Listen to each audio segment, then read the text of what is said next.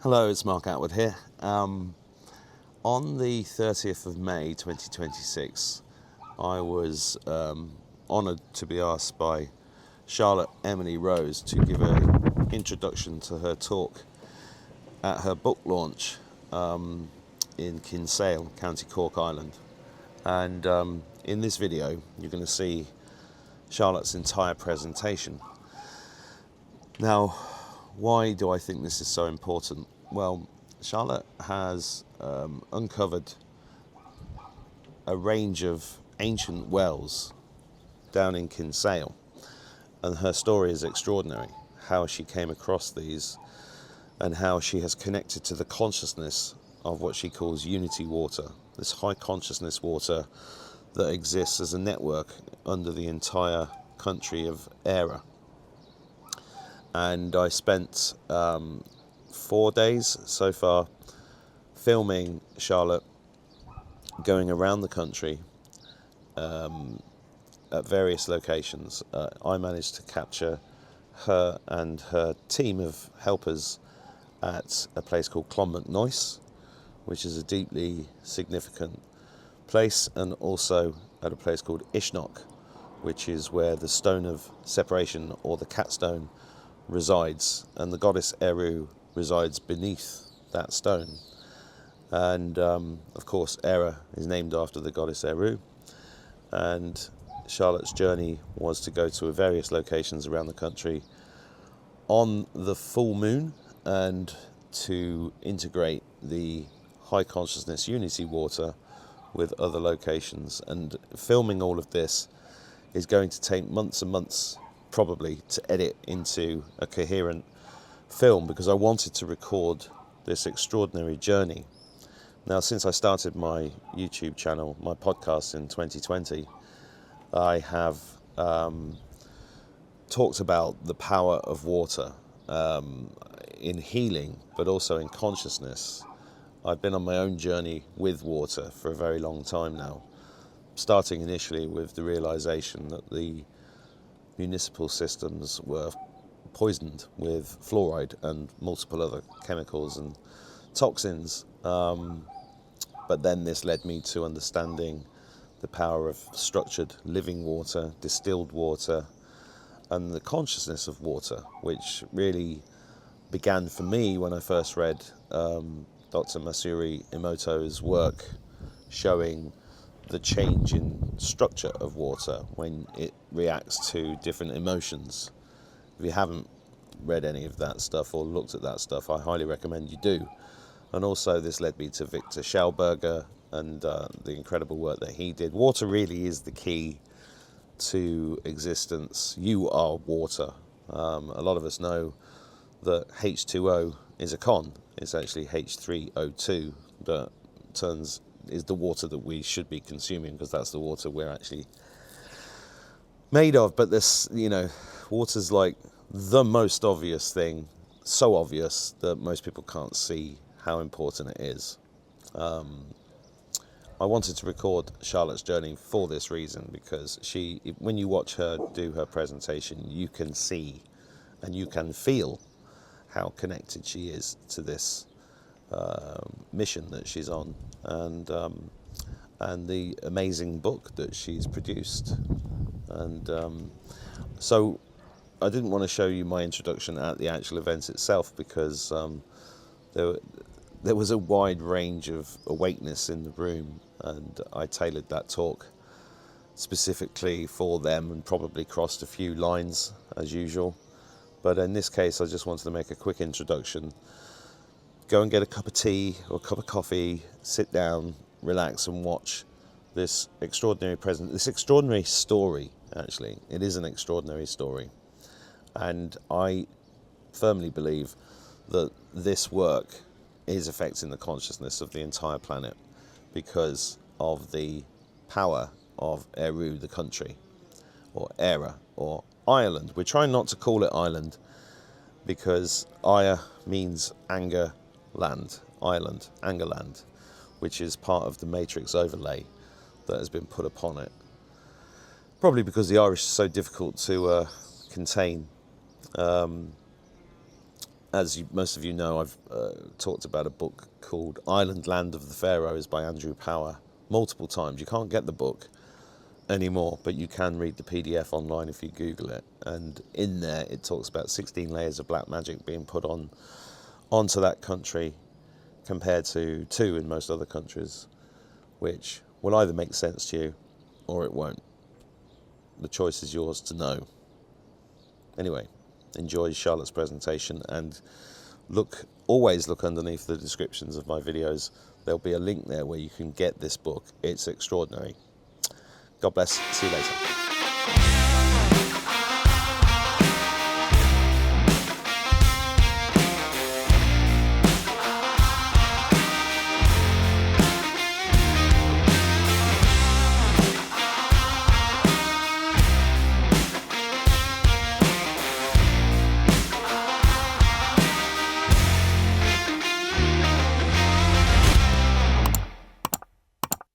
Please give a big round of applause and a welcome to the amazing Charlotte.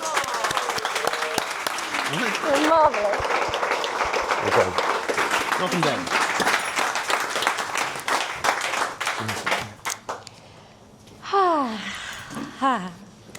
I'm so grateful that you're all here. You know, I was kind of wondering, would anyone come? So I'm really, really, really full of joy that you're all here, and we've got this beautiful full room today in the Lemon Leaf. And I'll let you know in a little while why it's so significant that we're here in the Lemon Leaf. But anyway, you're all welcome. Listen to that word. Why do we say welcome? Because we are wells, and we are referring to ourselves as wells all the time, but we just didn't quite realize it, you know? Are you well? I am well, you know? It's our well-being, which is the name of the book, is dependent on the water flowing through the well of our own being. We are wells. We exist largely as water. Our well-being is dependent on the water in our wells. Our wellness, of course, too. So we're constantly referring to ourselves as wells. We're constantly referring to water. We're going with the flow, or we're sponging things up, or, I mean, you can go on forever. We're constantly referring to ourselves as water because we're water, and yet we seemed to forget that, and we haven't been connected to the essence of our being, you know? And when we're not connected to the water that's running through us, we're actually not fully connected to our hearts and to the essence of who we are, and we're out of our divine flow and our power. And this is the return to our divine flow, and the return to our heart center, and the return to our power, this amazing time that we're all so, so fortunate to be alive in. And it's interesting to think that the earth, Mother Earth, and the heart, listen to those 2 words, earth and heart, they're an anagram because they are one. So we have been very disconnected from Mother Earth, and when you're disconnected from Mother Earth, you're disconnected from the heart. Now, our ancestors lived absolutely in their hearts, I believe, and in complete connection to Mother Earth and her rhythms and cycles. And they were in this beautiful divine flow, harmony, unity, balance space. But we have had a disconnection, a profound disconnection from Mother Earth, and one of the ways that was done was disconnecting us from the water. If we're not gathering our water in the wells, you know, we're not really, it's very, you know, I mean, the wells were central to all life. Everybody daily would go to many wells because there were wells for every purpose, but of course, fundamentally, everyone had to go to the well for their drinking water. It was the place people met. It was central to community, but it was where you really connected in with the earth and with the heart, and your own heart was kept really well and activated through that. So our wells were blocked, and we were blocked too. And I mean, who knew how many wells how many wells are people aware of in this town? Who's aware of 2 wells in this town? You are, great. Who's aware of 3 of the wells in this town? Got to think about that. You are, great. Okay, who's aware of 10 of the wells in this town? That's a big jump. That's a big jump, I know, but we could have gone on. Nobody. Okay, so this is going to change. What was this town called before it was called Kinsale, which means head of the sea? It was called Fan na de Tubred. Now that means slope of the wells. So this town was slope of the wells, yet that name was taken from us because another disconnection from the earth and the heart was taking our language away. And when our language was stripped from us, which bore complete reference to the landscape and to the land, and it wasn't just a language, it was frequency. And that language grew through the hearts of the people who were on this land. It was frequency, it was coded to this land. And when we spoke it, we were activating the codes within ourselves and within the land. I mean, the word Cree for heart, what a beautiful word that is. And, when I think of creator and creation, it all comes to a much higher resonance when I think of Cree as the heart. It's a gro for love. When you just say that word, you feel it ripple through your body. Whereas we've had this language replacement. It's another one of the overlays. So we're on this amazing treasure hunt now, coming back through all of these layers to the essence of our being and back to our hearts in doing so, And a couple of years ago, I was sitting by the well on the grounds where I live, which was where my mother and her brother and her sister and their brothers and sisters all grew up on Compass Hill. And I was concerned about a lot that was going on earth. And I sat by the well and I said, how do I help you? How do I help? What do I do? How do we help people restore their health? How do we help people tune back into you? What do we do? And I was also desperately trying to protect her because she was in imminent danger of having all of her channels blocked. There was land for sale all around her with building developments planned. And I thought, oh my gosh, she's going to have all of her inflow channels blocked. She's going to be severed. And that would I've cut my life force. I mean, I live through that well quite literally. I love her. So I thought, what do I do? Tell me what to do. I'll do anything to save you. And my heart received the message because you see, when we tune back into the waters, we get messages directly into our heart because when our heart is activated and flowing well, which mine is because I've been drinking the well water and tuning into the well every day for 20 years, I get the messages directly from the water, and it's very direct. And this is what we need to come back to, the direct communication. Hi, Mary. So, do you want to sit down, Mags and Mary? Get some chairs from over there. So, the well told me very clearly, go and find my sisters. So I thought, her sisters, what's she talking about? I wasn't quite sure what she meant. But in my pregnancy, what happens to women often when they're pregnant is they get obsessed with clearing and cleaning. And I was cleaning out this cupboard in my grandfather's old apartment that we'd all cleared out a million times before. But suddenly, but I was compulsively clearing and I felt drawn to this particular cupboard up in the back of the gold room there, the high cupboard. And there was this rolled up map. And I thought, what is this? So covered in cobwebs and everything, pulled it out, opened it up. Thought, oh my gosh, this is a treasure map. It was a 1932 Ordnance Survey maps. I love Ordnance Survey maps. They're treasure maps. And we all love a treasure hunt, don't we? Of the town in 1932. And on it, I was like, is our well marked on it? Because if you Google wells in Kinsale, the only two that come up are the Abbey well and the Trinity well. Our well in our garden wouldn't come up at all. So I was like, wow, our well is on it, but they've said it's covered. It's well covered. And it was covered. I really dug that well out and got the waters flowing there again when I moved back from London 20 years ago. And then I looked and our neighbour's well, who's here, Patrice, was on the map as well. I was like, wow, their well is on the map too, but it says covered too, And I started looking, I was like, well, there were about 30 wells marked on this map, but no Ordnance Survey map of the town since has put any of them on it. So I thought, right, if these are her sisters that she was talking about, this map has suddenly appeared, I'm going to go and find every one of these wells. And so once the baby was born and I had time to you've got a young baby, you need to get out of the house. And so I just walked through the town, And, you know, started exploring it, because we can live quite unconsciously in a place for a very long time. We're on our particular path, doing our particular thing. And you're, for instance, you know, going to Finton Lynch's and getting your hair done, but you're not looking in his backyard and that there's an ancient well in the backyard, you know, and this is the hidden Ireland where we've, you know. So, you know, you're going through and you're not noticing so many layers of wonder that are all around us because you're on your... But I started to really look. And I walked through the town barefoot because it does help when you're just... So people thought, she used to be a fashion designer.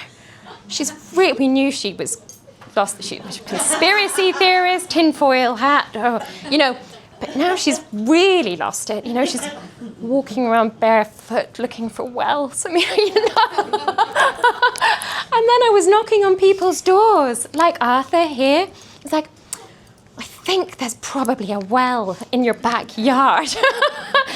Would you mind if I just had a look? And people don't turn you down, you see. The advantage of being, you know, fourth generation in a town is that they know your family might be a bit away with the fairies, but they know you're not going to rob the place, you know. And sometimes it was just comedy value. Sure, let her in and see if she finds a well, you know. But I found a well on every door that I knocked on. I knew where they were because my heart was telling me, there's a well here. There's a well there, you know, there's a well there. I just knew, and I could hear them. I could hear the water, I could hear them. And also I started studying the channels of the water through the town, and I know where they all flow. I'm going to map it. And so you know where the outflow channel of a well is. There's going to be other wells along that channel. You follow the channel, you know, and so I've really tuned into the waters at a very deep level. And why I'm here, why we're all here in the Lemon Leaf is there is the kitchen, and then there's a storage area behind the kitchen at the moment, but there's a buried well in that store. It's an amazing old vaulted room, and it's concreted over, but it's an ancient buried well basin. And so Arthur was so good. I came in one day, he asked one of his lovely waitresses to look after my baby son for me for a while, and they looked after him so beautifully. He got a ladder out and climbed with me. We climbed up over the roof there and down the back of the roof, and behind it is a magnificent well, you know, under this incredible vaulted arch, hidden at the back of the building. They were all hidden away, you know. And there's an oil tank in it now, but you know, we're gonna start shifting these things, you know, now, and getting all of these wells flowing again. So we've got 2 amazing ancient wells just here in this building that were tucked away and forgotten. So I started seeing all of these hidden layers of the town, and it's symbiotic.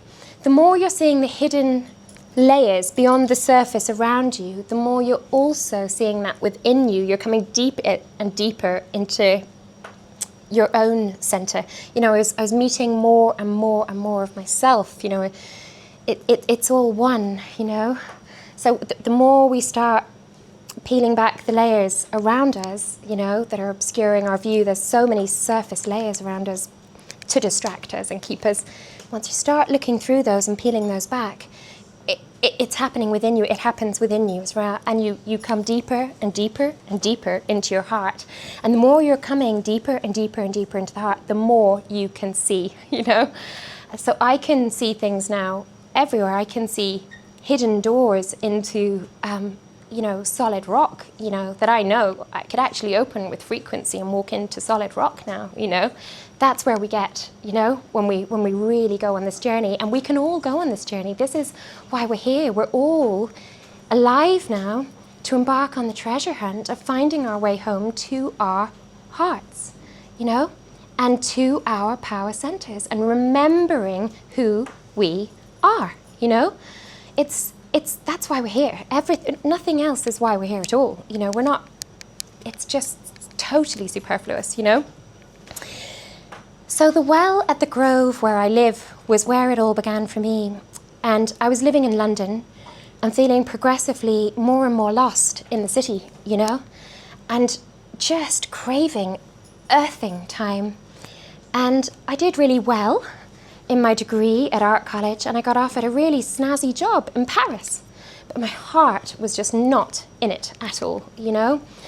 And I came home. My father wasn't very well at the time. I thought I need to spend more time with my father.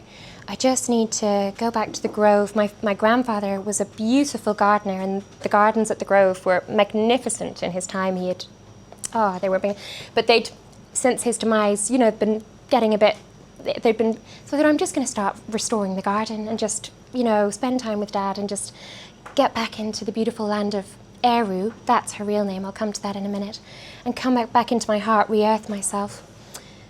So I did this, and before that I went to India for 6 months and bathed, found myself going on an amazing pilgrimage which brought me to the River Ganges, and I got almost up to the mouth of the mother River Ganges and bathed in her, and that was when I had a profound remembering, you know.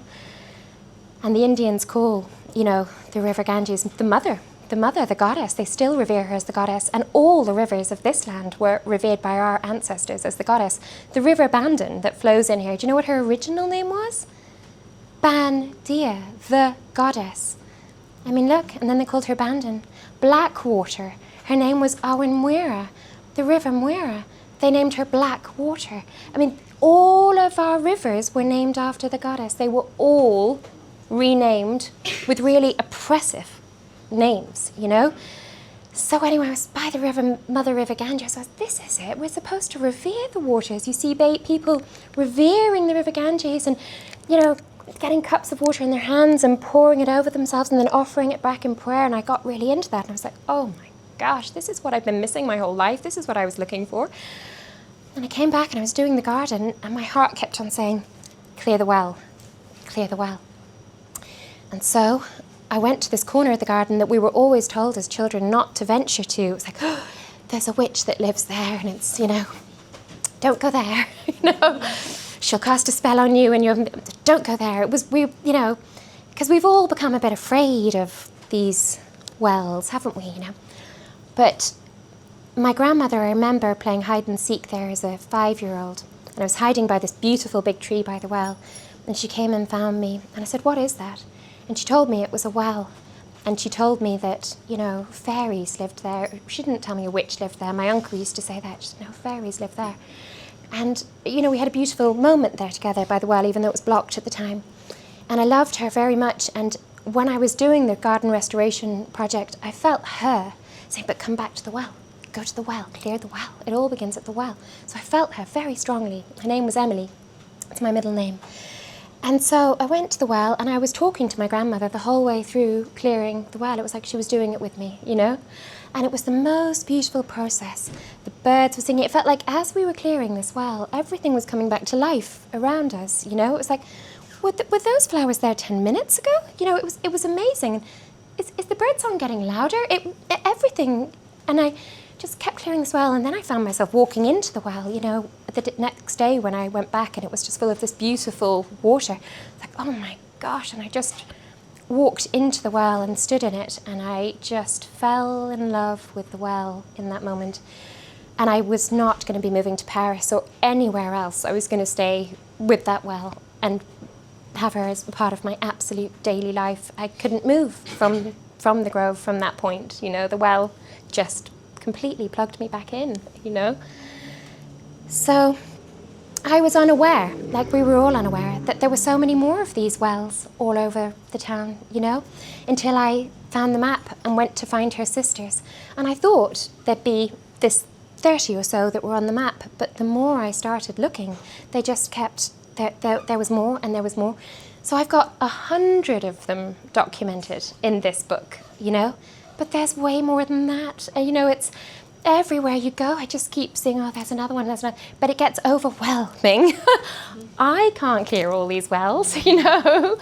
So what I did, I said, God, how do I... So with my amazing team of friends, Caroline Robinson, who many of you will know, who's not here today, she'll be here tomorrow. She's got a beautiful organic farm, such a custodian of the land. She's at her market in Cork selling vegetables today that they grow on their beautiful chemical-free family-run farm. Maura and many other beautiful women. I said, look, I've been finding all these wells. Can you come and help me clear them? So this beautiful group of women, every Sunday or so through 2024 into 2025, we were meeting, everyone was bringing food, we'd have a potluck lunch together and we'd go out and clear wells, you know, and it was absolute. Patrice, I said, look, would you mind if my group of friends and I come and open your well and clear your well? She was probably thinking, gosh, she is mad, but, we'll be a good neighbour and let her. They were so welcoming. And so, I mean, you've a magnificent well there in the Stork's Nest beside the grove. It's so beautiful. I mean, that well is about 2 meters wide, 2 meters deep. Amazing, like vaulted stonework around, cobbled stonework around it. And it was full of the most pristine water. Now, this water in these wells is not anything like, it's a different water than most river waters or lake waters or rainwater. We've got lots of different types of water. This water is emerging straight through from the other world, And they, it's, when you go to a well and you're gathering this water that's emerging straight up through Mother Earth, it is completely pure. It is completely, it's completely conscious. It hasn't been altered in its consciousness. And as water is completely conscious and holds all memory, and is anyone here familiar with the work of Veda Austin? Yeah. Great. Well, she's going to be coming here in March. Now, Veda has been doing amazing work, carrying on from the research of Masaru Emoto and taking it further and showing the clear consciousness of water. So, for instance, she takes some water, some well water, and shows it an image, such as a handprint over it, let's say, okay? And then freezes that little Petri dish with that water and just lets it freeze for a few minutes until it's the top layer is frozen, and then photographs that to see what the image is, and it will be a hand, It is, water is absolutely recording absolutely everything around it all the time. And we are if our vessels are clear and if our waters are clear, but not so if our waters are not flowing. And, many people, their waters are not flowing well through them, And if you're feeling tired or if you're not feeling well, it's because your waters aren't flowing well. The key to restoring our well-being and our wellness is getting our waters flowing again and restoring our divine flow. And then we are amazing receivers of everything going on around us, So she has really shown the consciousness of water, and it's so profoundly beautiful. She also, if anyone's familiar with the autist tapes that she made, so she would have autistic people, and they're not necessarily verbally able to communicate with each other, but they're having a complete communication with each other, but there's water between them. And then she would freeze this water, and their whole conversation is written in the water, It's absolutely amazing, And our druids, who were all slayed, they were the record keepers, they were the wisdom keepers, but they didn't write anything down. Nothing needed to be written down because the water held the records. So our druids all had their sacred wells, that everything that was going on was spoken into, and the water was the record keeper. It was holding all of the information. So what I realized is that the grove, where the temples, before we had churches, which, I'll go into churches, but the temples were nature, were the groves, were the trees, and there were always wells, around spring wells, and this was the temples of the Druids, And the grove where I live, I really believe, is part of an ancient Druidic grove up there. And these incredible wells that were buried around Compass Hill, the original name of which was Dram Darach, and that means mound of the oaks. And the oak groves particularly were the temples of the Druids, but all of those oak trees were felled after 1601, imagine, after the Battle of Kinsale. And our Druids were slayed, and it was renamed Compass Hill. But Dram, mound, and sacred mounds are always places of high energy and flowing spring waters and multiple wells. I mean, the Tor in Glastonbury is a mound and very sacred waters. There are mounds everywhere. So I realised this was part of an old Druidic grove, and there are many wells all around it.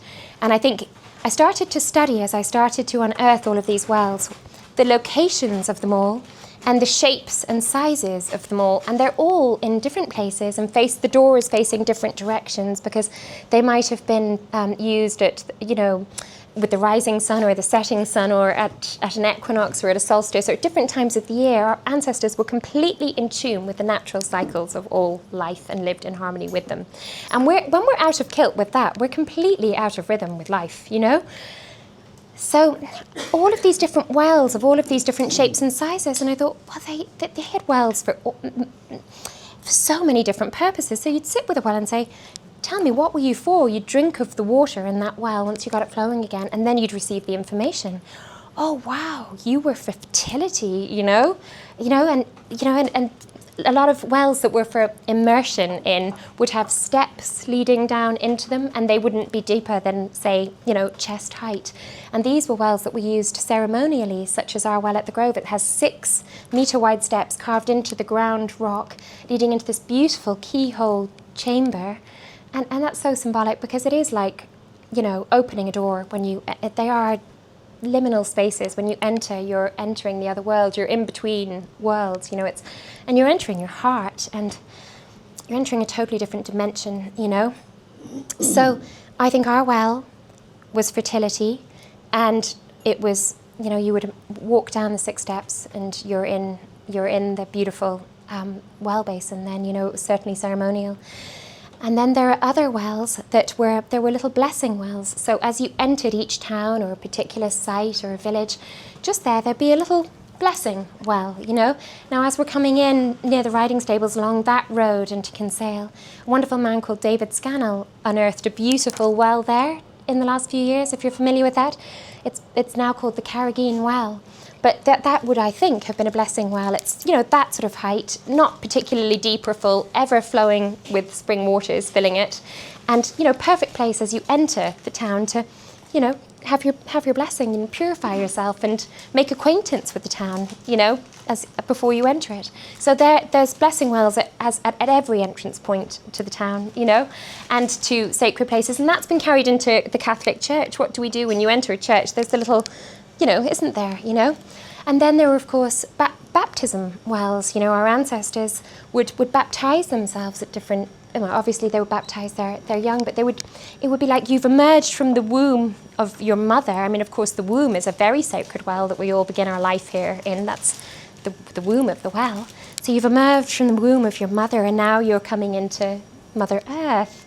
And your baby would be blessed in one of her special baptismal wells, welcome to Mother Earth now, It's so beautiful. And then pre-death, there were purification wells, and this is something that still goes on very much so in India, where it hasn't been broken, And they bring their dying to the banks of the River Ganges or to sacred waters, and they would immerse themselves pre-death while they're still very conscious in the water to purify themselves. And then post-death, the body is brought back to the river or to a well for purification so that the soul can, depart the vessel of the body. It's so beautiful. We're missing all of this, So wells like that would also have steps down into them, but those wells more so I had a seat in them, because perhaps these people are quite fragile at that stage of life, so they have a seat in the well, or a seat where the person holding the body can sit with the body, So there's a few wells like that. There's one actually behind Drumderrig House on Compass Hill. Absolutely magnificent ancient well there, with a basin that would be sort of body length, with a stone seat carved into it. And another one in front of the Grove. In fact, one of the outflow channels of our well feeds into it. It's called, the house on St John's Hill is called Rosewell. Well, it's not called that anymore. It's now just called number 3. But its original name was Rosewell, and behind it is a magnificent well in the yard that again has it's sort of body length with a seat carved into the rock, a purification well. And then, butter was a very sacred food of our ancestors. The cows were very revered, and in India, of course, it's still the holy cow. And we think, they're a bit weird, they're worshipping their cows. Well, no, they're not weird at all. Cows are very high frequency beings, like dolphins. They actually have one of the widest auric fields of all living beings on Earth. I can't remember quite what it is, but it's about 20 meters, their auric field. They're very high frequency beings. And wherever they walk, they are absolutely amplifying the frequency of the grid all around them. And of course, they would have been grazing on all the medicinal plants and herbs. And they had wells specifically for the cows, and the cows were brought down pre-milking to their specific well with pure spring waters, so that milk was the highest, was liquid gold. So butter was gold for our ancestors then, because it contained all of the medicine from the plants, the water, the high frequency of the cow. And this milk was liquid gold, so butter, we still see that, don't we? It's in a gold bar, isn't it? It comes in gold bars. They're showing us, it's in plain sight. It's called Kerrygold or Dairy Gold. It is gold, you know? And so our ancestors had special wells where the firkins that they would gather the milk in were purified pre-milking the cows at Bieltana, which was the time when they made the milk. And then the butter was stored in special butter storage wells, you know, to hold its frequency, and you know, the firkins were, and all the butter was stored in these special wells. I mean, isn't that beautiful, you know? And there's little clues to that in the fact that it's wrapped in gold now as a gold bar and Kerrygold and Dairy Gold. So then there were wells as well for, specifically, as I said, for record keeping. So the Druids would have their wells that no one else would use, and they were specifically there to hold the records. And then we had a beautiful moment yesterday. Mark Attwood's gorgeous partner, Jane here, she was saying, but of course wells were also, we didn't have telephones or anything in those days. How were we communicating with each other? It was all through the waters. So you had wells that you could actually send a message through. Say you wanted to communicate with the neighbouring village, you know?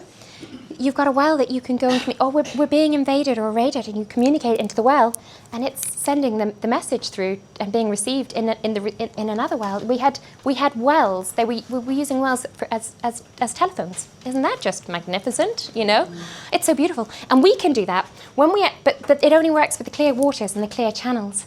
So we can do this. We can completely telecommunicate. That's happening through our waters when we are clear channels. Listen to that word, channels. You know, it's about water, isn't it? So when we're clear channels and our vessels are, we can receive and we can send, you know, and like actually yesterday, Arthur was trying to call me and I had my phone off, as I mostly do. He wanted to just find out, you know, what sort of time and how many sort of people and, you know, some practicalities that I'm not necessarily good at communicating. So he couldn't get through to me. But then, of course, I got the message and I was walking past the door. He's like, I was just trying to call you. You know, but you get the message in a different way. You get it, you know? So it's so beautiful. So this town was the slope of the wells. And we have got more wells here in this town probably than any other town in Éire, you know, and possibly even more than any other town on earth. Isn't that just amazing, you know? It's incredible. And we've only just begun to find them really, you know, and I could go on and on about all the different purposes that the wells served, but I've got that in my book, you know. So, and pictures of these wells of Kinsale and the different shapes and sizes and where they were hiding, you know. And that can be applied to actually all old towns and villages on earth, you know. For instance, there's always going to be a well near a bank because bank, you know, currency, it's all about currents and it's actually all about water. And they're all on water. So the Bank of Ireland there, let me just see where its position is. It's opposite Fintan Lynch's hair salon, isn't it? Yeah, so there's an amazing well. Who's been to the well at the back of Fintan Lynch's hair salon? And you have, yeah. Well, Fintan's great character. So there's a beautiful well with ever-flowing spring water at the back of his hair salon. So we actually went in. This well we realised was for it's almost like a plug-in well where you can just go and actually recharge yourself. It's just knee height and a really simple basin without a cover or anything. So you can just go and stand in the living waters and just get completely recharged. I mean, we did it yesterday and we were buzzing afterwards, you know. It's just so beautiful, you know. Beautiful, yes. So anyway, you know, when we start tuning back into the wells again, we start tuning back into these rich layers of our heritage. Now listen to that word, the age of her. It was the time when our ancestors were actually honouring the living waters of all life and Mother Earth and the divine feminine and the goddess and, you know, living in true earth. But we've got history. Listen to what that word is. You know, it's his story. And it has been rewritten, you know, because we didn't have written records beforehand. So when you block up all of our wells and you kill all of our wisdom keepers and you displace all the people so that oral knowledge cannot be transferred anymore, you know, people are sent to Australia, all the famines which were genocides, send the people, it's locked, the line is broken, the memory is gone, block up all their wells, you know, rewrite their history. And that is what happened, you know. But it's when we tune back into our heritage, my gosh, it's so rich. And when we tune back into our heritage, we realise the land's name is not Ireland. The land's name is actually éire or éire, maybe even once Hibernia, and probably many other beautiful names before that. But Ireland, éire, is an English word for wrath or anger. Imagine, they took over our land and then they named her Angerland, the beautiful land of éire. Angerland. You see, isn't that just awful? And then they named all of our rivers Blackwater, Bandon. Look what they did. We'll call Fanna de Turbard Kinsale, We'll call Dramdarrick Mound of the Oaks Compass Hill. They just renamed everything, disconnected us from the memory of this land. But when we tune back into the waters, we remember exactly. Nothing can be hidden when we tune back into the waters again. And it is so important to tune back into the waters in this time, because the waters are really the key to tuning back. See, we're living in a matrix, actually, and the matrix is the false mother, and everything is inverted in this matrix. And it's actually a patriarchy where the Divine Mother and Mother Earth and the Goddess and the Divine Feminine and the waters of all life and the heart have been completely written out, I mean, the Triskel, which I've got tattooed on my wrist here. Can you see that? I've got a better version of it for you. I've got them here. They're €5. I've made copper Triskells. Okay, the Triskel. Now look at that. Isn't that a beautiful symbol? One of the most ancient symbols of the land. So it's water. Do you see that? How clearly that's water? So this is the most ancient symbol of our land, but it's also the symbol of the goddess. And this is also the symbol of water. The element of water is called Hideka, but who knows that anymore? And this is her symbol, So the Triskel, so it's symbolic of all life in all of its constant motion and cycles, this divine flow of all of life. So it's birth, it's life, it's death. It's the triple goddess of the land, Eru, Fola, Bamba. It's the divine mother, the divine father, the divine child. It's, it's morning, noon and night. It's so many, it goes on. I've got it all listed, all the things, and there's probably many more things that it represents. But it's so important we tune back into this symbol.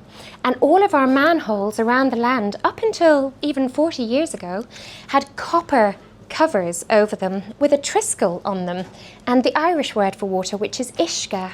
Isn't that beautiful? And they were all taken up too, and this disconnect them from the memory of the water, replaced with black plastic, and called manholes, I mean, it's bonkers. It's and I mean, I won't go into that, but Triskells. So, what I love the Triskel so much that I actually have it tattooed on my own body. And, to keep ourselves well, when you tune back into, okay, where do I start? Okay. If you look at someone, you can see in their eyes whether they're flowing well or not flowing well. It's communicated in our eyes. And the same with the wells. You can see a well that is not well, and a well that is really vibrantly, luminously well. I mean, we went to see 14 different wells yesterday, and you can really see the ones that are sparkling and vibrantly alive, and then the ones that are dull in their complexion, and the ones that are very, very sick. It's very clear in the water, And when you start to observe this in the wells, and you start to learn how to clear wells and restore their divine flow, and how to restore their charge and their vibrancy and their vitality and their luminosity, you realise the same applies to us. It's all one and the same. So when we were tending the wells, we knew how to tend our own wells, But if we're not tending the wells, we're not tending the well of our own being. If we're not actually living in a conscious communication and connection with water, we're actually not in conscious communication and connection with ourselves, And we're going to become quite unwell at one stage or another. And the key to restoring our wellness now is to realise that it's the same process that applies for the wells, that applies for us. And I've written all about this in the book. And some of the things that we really need for our waters to be well are what the wells would need. We need beautiful sounds and scenery. So what does nature have? Beautiful bird song and gorgeous trees. And, when we've got beautiful scenery around, just go out and spend time in the woods or in natural spaces. We feel immediately so well, don't we? It immediately lifts our spirits, We need to have sunlight, you know. Now we're constantly being told by the matrix, which is inverting everything, it's going to kill you. You know, sunscreen yourself, you know, it's going to age you, it's going to, everything they could do to put us off the sun and terrify us of the sun, they do. It's fundamental to our beings that we have we need the sunlight, you know, it's not going to kill us.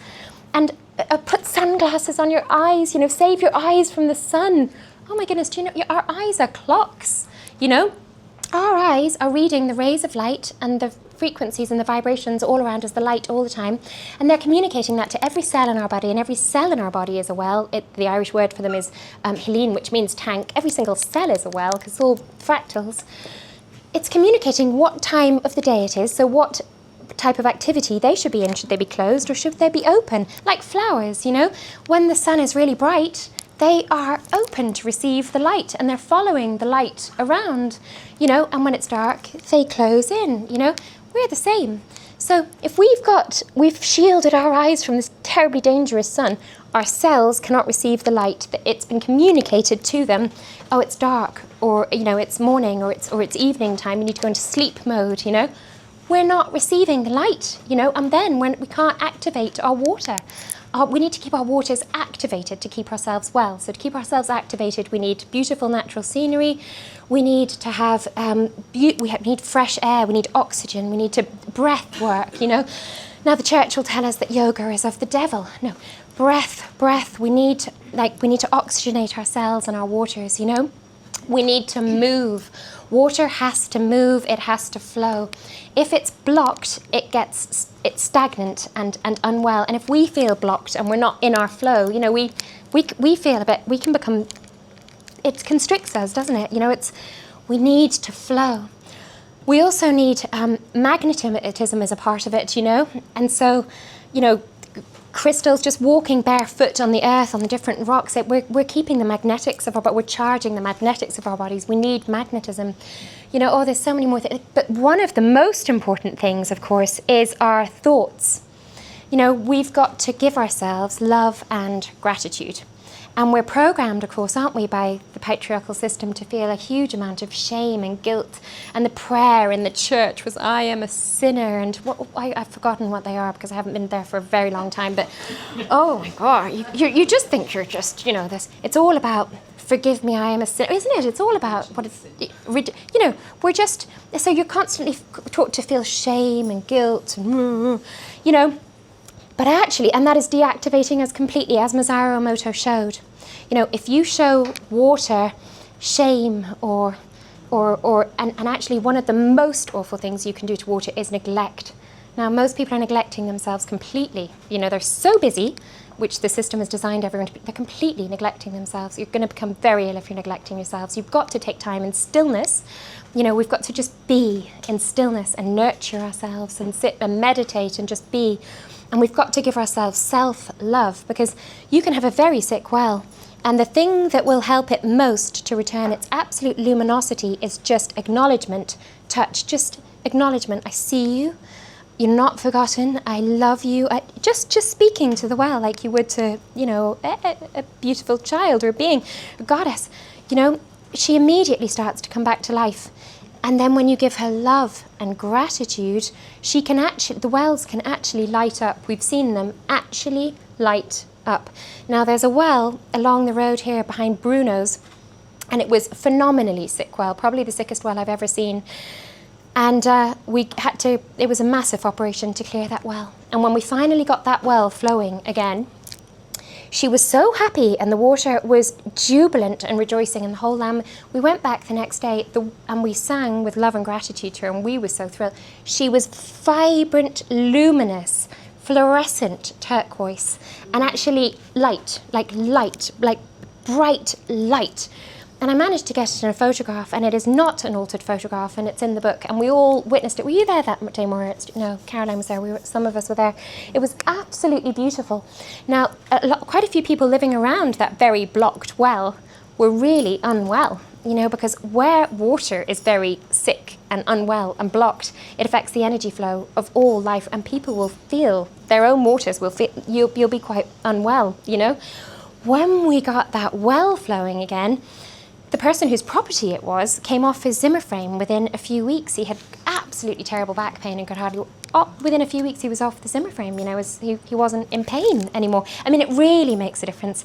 And the same along that road, cleared another well in the back of another man's garden, and his chronic hip pain, it was gone, you know? I mean, it really it doesn't just restore well-being to our own bodies. When we get these wells flowing, you know, in the land, it restores well-being to all life around. So you see, what happened in 1601 in this town was maximum trauma was embedded here in this beautiful, powerful town, Slope of the Wells, with the Battle of Kinsale. And that was the dolorous blow to our ancient ways in connection with the land and our waters and our wisdoms and our, you know, it was this absolute slaying of you know, our chieftains, and it was the end of Brehon law, which was divine law. It was the end of, really the beginning of the end of our language, and it was, you know, that was, you know, and it happened here in Kinsale, you know. Why did they choose that as the battleground, you know? Because this place is so powerful. This is so powerful. Where maximum trauma has been embedded, you know, there's that the land is the most powerful land, you know? So therefore, we look at the system and we think, where have they embedded maximum trauma? The Magdalen laundries, you know, the brutal treatment of mothers and babies in the mother and baby homes, the lunatic asylums, where anyone who was connected with, you know, away with the fairies, which I've been called all my life, it's a compliment, you know? Cast them into the lunatic asylum, you know? And maximum trauma in these places, you know, the workhouses, these all were actually the sites of very sacred wells, you know. So maximum trauma was put into those waters, you know, and then they were all blocked up, and goodness knows what was buried in them too, you know. So we've got to go and actually open all the wells in all of those places to release this trauma in the land, because where you've got trauma blocking the land, it's blocking the divine flow through the land. So it's been an amazing process. As we've been unblocking these wells in Kinsale, more and more beauty just keeps flowing in, you know. So I'm sure that my neighbours won't mind me mentioning it, but, you know, we got some of these wells unblocked, and then a miracle happened. And, you know, these guys came in and they bought the land behind us, and that saved the channels of our well, and it's now the community garden space, you know, which is the most beautiful place. And their son is planting a fruit and nut forest there as well. And you know, it's so beautiful when you start clearing the wells. And then there was another well beneath an ancient tower in the town.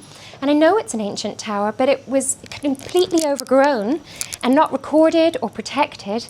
And it was for sale as a site with planning permission just to demolish it and build some more, you know, soulless houses.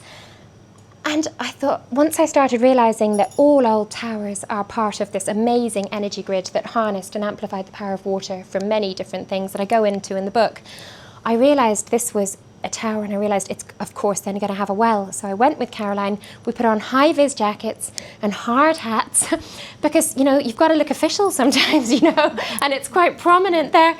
So we thought, if we look really official, they won't pull us out. We've got to get this well cleared, you know. So Caroline and I went in with our hard hats, and it's amazing, hidden in plain sight. Nobody looked at us. It was fantastic, you know. And we found the well, and we cleared the well. And, you know, it was hidden right beneath the base of the tower. It was this amazing well, and we got it flowing again. And what then happened? A wonderful person I shared it. I was like, this is a tower, this is a well. But the water communicated it, really, you know. And somebody came in and bought the tower, someone who had actually been at a water ceremony with us a few weeks beforehand, and is going to restore the tower as a tower and not knock it down and honour the well. I got a message from him a few days ago. I cannot wait to have my bathing water and drinking water from that well. Isn't this just brilliant, you know? So, you see, I thought to myself, writing this book, I've written, I could talk forever about water. I mean, people who spend time with me are probably just getting, I mean, my poor children, you know, they're, oh God, she's talking about wells again. And Mark and Jane were at my table this morning. My daughter was there with some friends who'd had a sleepover. And we just started talking about wells and aliens and all kinds of things. My daughter was like, oh God, she's so embarrassing. You could see her going pale. Oh, she's so embarrassing, you know. And then we suddenly realised and tried to talk about normal things, you know. It's really boring talking. I mean, what do people do what are they talking about? You know? It's so boring. You know, when you meet someone who doesn't get all of this and you're lost for conversation immediately. It's like, yeah, oh, have you been out and tried such and... I haven't been out for a lot. I sit in woods and at wells and, you know, or, oh, you know, have you... Yeah, I don't watch television. It's telling lies to our vision. You know, I don't watch programs. They're programming us. It's all nonsense. I don't watch that nonsense. I'm tuned out of it entirely. And they don't know what to talk to me about, and I don't know what to talk to them about, you know. But, sorry, Coronation Street? You know, but it's gas, isn't it? When we start to really awaken and come back into our hearts and experience life from a completely different place, you know, and the people who are, you know, have yet to embark on that journey, you can seem a bit far out and a bit crazy or a bit away with the fairies, and it's easy to brush us as being, oh, and the media does that, you know, oh, they're crazy, tinfoil hat conspiracy theorists, lunatics, and, you know, historians say she doesn't know what she's talking about. You know, these wells mean nothing. They're totally insignificant, just domestic. You know, and they try to make a fool of me. She's talking about the wells as her. Why would we talk about water? It's You know, it's easy. You know, no, water is completely alive, you know, and the land is completely alive. And it's really important we stop calling her Ireland, Angerland, you know, remember her as Eru, you know. Remember the waters, remember the word for love, remember your own Cree, your own heart, you know. So yeah, it's just, we've got about 11 or 12 old towers in this town that I've found, and I've realised they were part of, they were sort of signal transmitters, and they've all got waters with them, and there was this amazingly intelligent energy grid throughout Earth, and our star forts are not military forts actually at all. Who's ever questioned star forts here? Very few. Ah, that's exciting. Well, we spent this morning at James Fort, but you know, it's not called James Fort, isn't it? That's the name of an oppressive British king who came over, and then Charles Fort. Do you think that was its original name, though? Do you think really do you know that there's 1,700 recorded star forts around the Earth, you know? Where the military never were and where there were never wars, you know? And there's so many more than that. I mean, old maps which I found of Cork, of Limerick, of Derry, they were all star cities, you know? And, you know, water, when it's in high resonance and flowing well, has these beautiful snowflake patterns, star patterns, you know? And where these star stations, I'm going to call them, are, so for instance, let's take Charles Fort. It's got 6 points, but the 5 main points of it each have an energy line flowing into them. So when you get into dowsing, they're lined up with amazing other things on the energy grid of Earth, you know? So these were actually, this is transmitting signal throughout the whole of the Earth, you know? And where these lines converge is a node, you know, and that's where the energy is spinning, and your rod will start spinning when you've got the node, you know. And this is happening within our own body. We have energy lines. Anyone who's ever had, you know, acupuncture? Yeah? So they'll go to the acupressure points on your body. These are your nodes. So they'll go to the energy line, and they go to nodes along that energy line. And the main nodes in our body, where our main energy nodes are converging, are our 7 bodily chakras, you know. And they each have a spin, and each has a frequency, and each has a note, and each has a sound and a colour.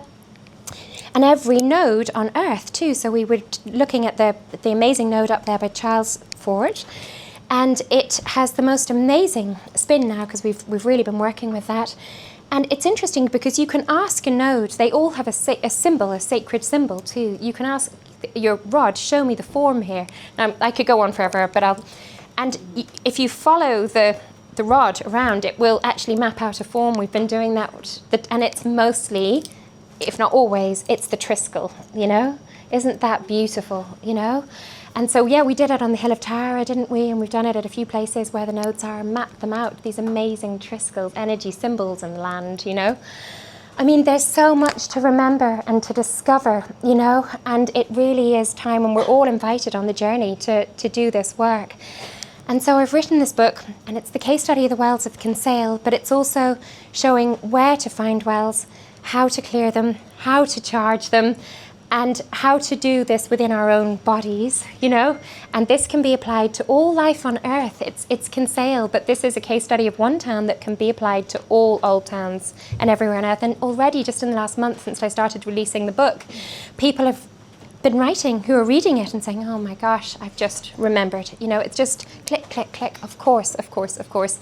And they're immediately out gathering water from the well. And then once you start doing that, there's no way back. You just remember that well water, totally conscious and alive, reminds every cell in your body who it really is and restores your divine flow. And then you start receiving more and more information, you know, and there's no way back. It's beautiful. So already this is having a really positive ripple effect. And Mark did a little podcast this morning on his very popular show, Adventures in a Cosmic Suit, this morning, and just mentioned the wells. And I couldn't keep up with the book orders that just kept coming in. You know, so this is going to ripple all around the world now. People are going to remember this, and when they read this book, they're going to start clearing the wells in their towns, you know. And hydrotherapy healing, we didn't have hospitals in the past, you know. We didn't go and take drugs and have operations and injections. No, we didn't do any of that. You know, most of it was through frequency healing. And, you know, and hydrotherapy was a huge part of it. We had hydrotherapy centres, Garrettstown House, that whole area of Garrettstown was all hydrotherapy, healing, spa, water area, you know. Isn't that amazing, you know? And, you know, in Blarney, there was an amazing old healing centre. It's now a bed and breakfast called The Hydro, but it was a place where people went to heal in the spa waters. There's a photograph in the book of the old amazing hydrotherapy healing centre, demolished, you know. These were all over the world. I mean, Bath, of course, in England, it's named after its amazing baths. And what does it have there right behind the bath? A big tower, you know. Towers and waters go together, you know. And a lot of church towers, like St Multo's Tower, they're much more ancient than the building around them, you know. The towers are St Multo's Tower is a very ancient tower surrounded by wells. The well at the back of the guard well is part of the complex of the old St Multo's Church, you know. That was unearthed 20 years ago when they were doing sewage works in the yard. Amazing ancient well. And a skeleton they'd buried in the well when they knocked and blocked that over. And they threw the stone into the bottom of the well that had obviously been... And what was carved on the stone but 2 salmon and a griffin. And a griffin is a cross between a lion and an eagle. And it's said to be a divine protector, but it's also associated with Christ's resurrection in Christianity, but with just the resurrection of the heart, you know? So I thought that's really symbolic that was in that well, and this has now been unearthed and it's been brought back to light. And, you know, the griffin is the guardian of priceless possessions. So this was obviously on the well house over this well that was demolished, you know. Sacred, sacred wells. Our ancestors, they were so sacred. And the salmon of knowledge. You know, look at our mythology. It's all there in our mythology. How did the salmon of knowledge get its knowledge? It ate of a hazelnut that fell into the well. And there it got all the wisdom of the universe. And then Fionn McCool, through touching that salmon, got all the wisdom of the universe into him. You know, isn't that just it? But it all came through the water. And what do we use for divining? Hazel rods. And listen to that word, water divining, recognizing water is divine, you know? So the 2 salmon and the griffin there on that stone, really significant in the Guardwell. And just look at what that street is called, Guardwell. You know, they kind of left the clue in there, didn't they, that there were a lot of wells along that street when they renamed that street Guardwell. I wonder what its original name was. But, you know, that was Guardwell long before that well was remembered, or any of the well. Guardwell Street, every building has a well behind it, you know? And then, yeah, anyway, I could, but the church... So we have this thing now, people say, but what's the difference between a holy well and a well, you know? Now, a holy well are wells that are sort of recognised by the church, you know? So our ancestors regarded all water as very sacred, you know, and all life as very sacred. I don't think they necessarily had holy wells. There were some wells that were specifically for healing, and that would depend on the mineral content of the rocks and things that they were rising through and that was in the waters and the properties that it had. But, you know, they tried to disconnect us from all of this, you know, but they just couldn't fully take all the wells from the people, really. So they've become the wells that are just sort of these token wells. You see people going, praying the rosary or something by them, but they're not really actually connecting with the well at all. They've lost memory of what it's really all about, you know. And a lot of these wells are completely blocked and incredibly sick, and people are standing there saying the rosary. They're not even noticing the water is completely... Like the Abbey well. one of our holy wells in Kinsale in Church Care. Has anyone seen how sick that well is? You know, they allowed an oil tank to be put right behind the sacred well, which leaked into the well. And it is completely contaminated by toxic oil, which is huge mountains of it went into the land there, filling its channels. It just keeps emerging black into the holy well, you know. And then to add insult to injury, as part of Heritage Week last year, and I'd planted some rose bushes around the well and tried to make her beautiful again, you know, I don't know who, but went along and sprayed it all with herbicide, you know, to make it neat and tidy for Heritage Week. Killed one of the rose bushes I just planted and further really damaged the water, you know. And I went back to her and I was like, what has happened to you? And then I got this message, herbicide, and I was like, oh God, you know, and I looked at the rose bush and I thought, oh my gosh, you know. So look, I mean, we don't need church permission to go and clear our wells, you know. We really don't. And actually the truth of the matter is I haven't asked any permission except for the wells that are in people's gardens to clear any of these wells. People say, well, have you not asked the council for permission? Or have you not asked the church? No, I haven't, because I tried that with another 2 wells that are in council care in Kinsale. One of them is called the Pauper's Well, which is right there opposite St Maltos. You know that one behind the Cosy Cafe? Hideous structure built over it. You wouldn't even know that it was a sacred well at all. It's hidden and bins stored all around it. Huge concrete slab over it with just a tiny little hole in a cage of the well. Everyone's lashing their cigarette butts into it and their cans into it, and it is absolutely full. It's a rubbish bin. It's become a giant rubbish bin. So I went to the council and I said, look, can you open that? I'd like to get in and clear that well. And they're like, oh, no. And so I kept going back to them. And I said, well, can you clear it then? You know, if you're not going to let me, oh yeah, okay, and we will. And then nothing was happening for a year, and I was going back and forth to that council, you know, and they kept fobbing me off. Nothing was happening. In fact, it was getting more and more filled with rubbish every time I went back. So I said to them, you know, why can't you clear that well? And they said, actually, due to health and safety, you know, we can't actually get into that well safely because the way that they've constructed it, you can't. So what we have to do, and I've shown a very clear photograph of the inside of that well in my book, because we have to look at the raw truth here, you know. That whole construction over it is going to need to be demolished, you know, so that we can actually clear out that ancient well vessel that lies beneath, get all that rubbish out, and then build something appropriate over it, you know. So we need to come back to this awareness, you know. And then the Trinity well, the other holy well up by Chalfont, Trinity is, again, it's a history overlay over heritage. The Trinity, it's the Father, the Son and the Holy Spirit. Completely written out the mother in there, haven't they? You know, where is she? You know, written out, gone. And so a lot of wells are called the Trinity well, and it's all about the Father, the Son and the Holy Spirit. The Divine Mother, the waters, they're gone, they're written out, you know. So the Trinity well, and they'll often put a crucifix behind it. You know, it's like making a tomb space of a sacred womb space. And so, I mean, every phallic war memorial in the land is on a well, you know. You know, in Riverstick, when you're driving through Riverstick, there's the beautiful river there with the old arch bridge, and there's that phallic memorial on the well, you know.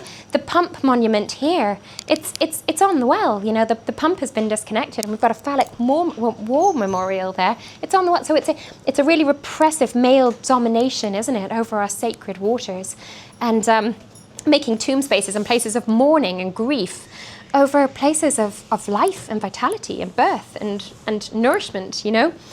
So anyway,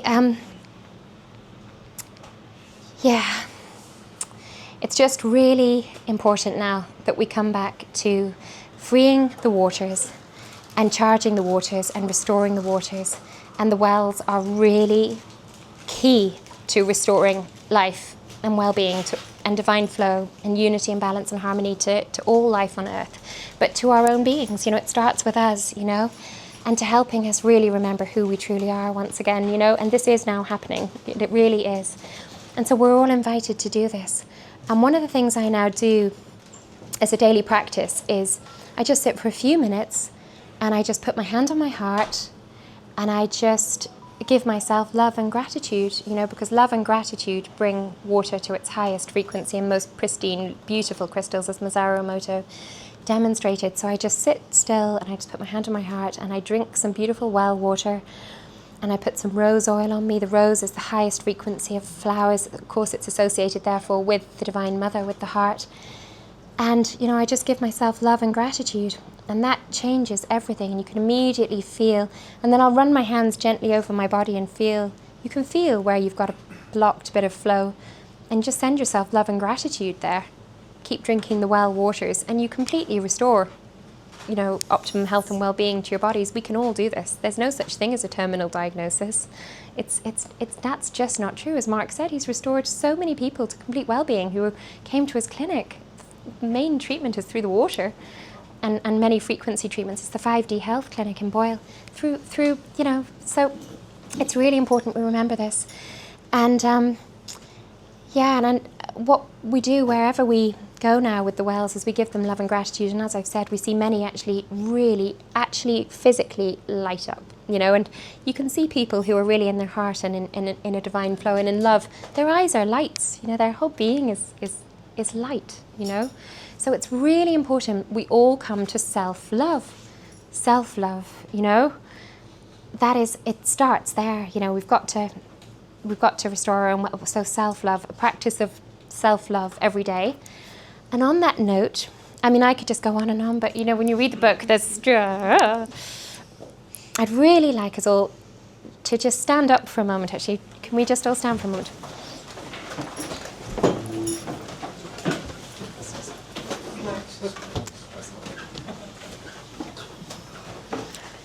Okay, let's just close our eyes for a moment.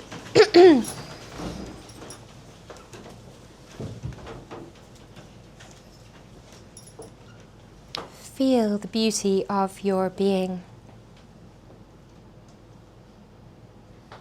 And say quietly to yourself, I am a well-being.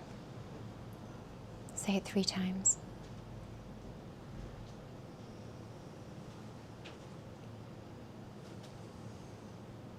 And say quietly to yourself 3 times, I love myself.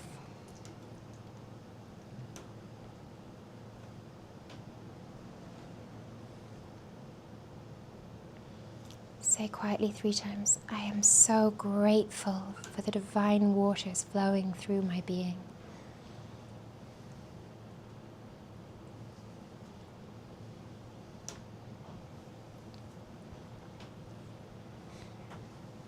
And now we'll put one hand on our hearts here, and one hand reaching out. And we're going to say the Irish word for gró, for love, which is gró, 3 times together. But we're not just going to say it, we're going to tone it. We're going to sort of sing it. So we'll do that 3 times together. Take a deep breath.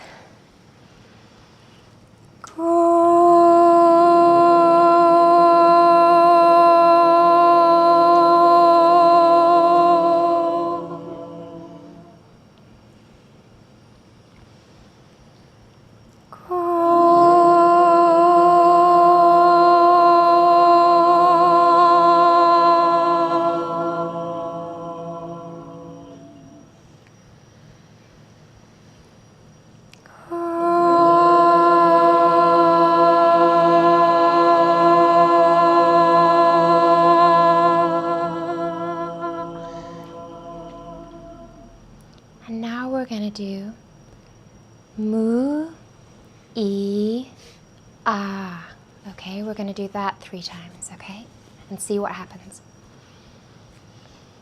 Mu, e, ah.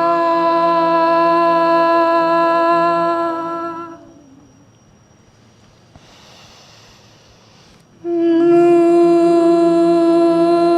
e, ah.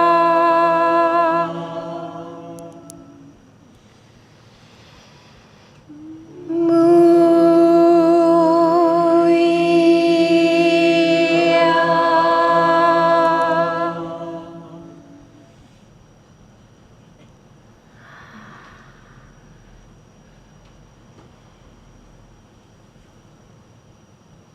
Can you feel your heart thumping?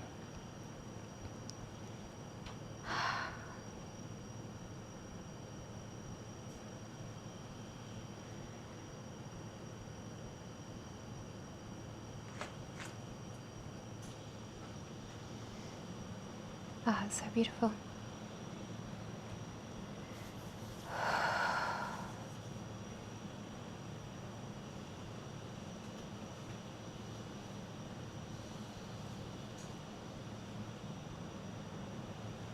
Oh, that's so beautiful. We don't need to clap. Just cute. Yeah. So if we can all sit down gently now. You could just stay in that frequency, can you? It's so beautiful.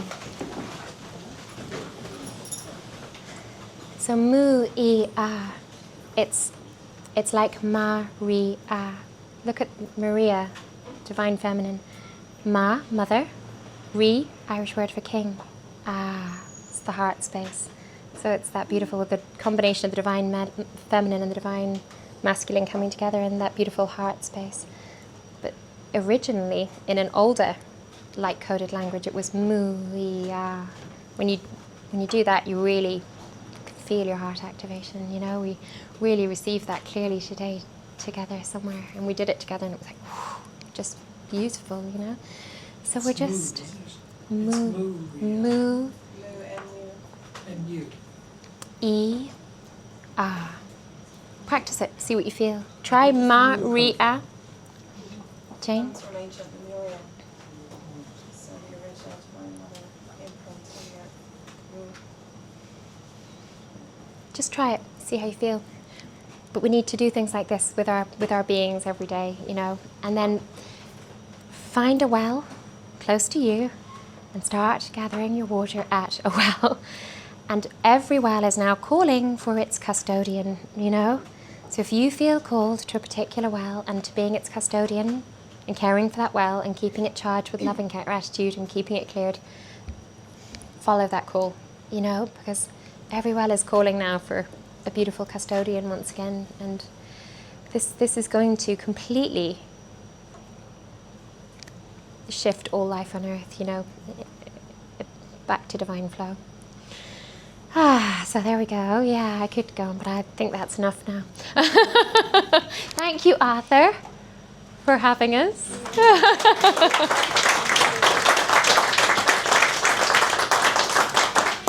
Yeah, and thank you all for coming along today. And please buy the book. And yeah, and be well. Yeah.